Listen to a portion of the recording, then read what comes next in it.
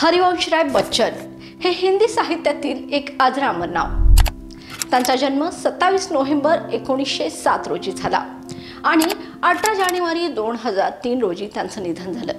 नमस्कार, मी सुनंदा नाईक आणि आपण पाहताय तारा न्यूज। त्यांच्या मधुशाला या काव्यसंग्रहाने त्यांना अपार लोकप्रियता मिळवून दिली। आज त्यांच्या पुण्यतिथीच्या निमित्तानं त्यांचे काही किस्से आणि साहित्यिक योगदान आठवावेसे वाटते।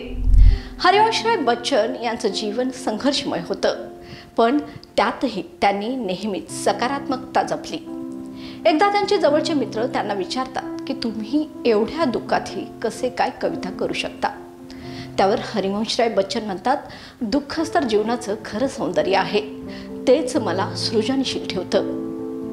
हरिवंशराय बच्चन यांची मधुशालामधील एक प्रसिद्ध ओळ अशी आहे, मृदु भावों के अंगूरों की आज बना लाया हाला, मृदु भावों की अंगूरों की आज बना लाया हाला, प्रियतम अपने ही हाथों से आज पिलाऊंगा प्याला, पथिक प्यार से पीऊंगा, पथिक प्यार से पीऊंगा, सबको प्यार सिखाऊंगा, कब पीने का समय आएगा यह कब समझाएगा मधुशाला।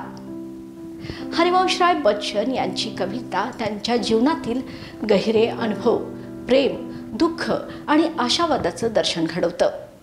मधुशाला व्यतिरिक्त निशा, निमंत्रण, आलोकधन, दो चट्टाने अशा अनेक काव्यसंग्रहांनी त्यांनी हिंदी साहित्य समृद्ध केले। त्यांच्या लेखनातून एक सकारात्मक दृष्टिकोन आणि जीवनाकडे पाहण्याची नवी दृष्टी मिळते। त्यांच्या पुण्यतिथीच्या निमित्ताने त्यांचे शब्द आणि विचार आपण नेहमीच स्मरणात ठेवू। धन्यवाद। या आणि अशाच ताज्या अपडेटसाठी पाहत रहा तारा न्यूज।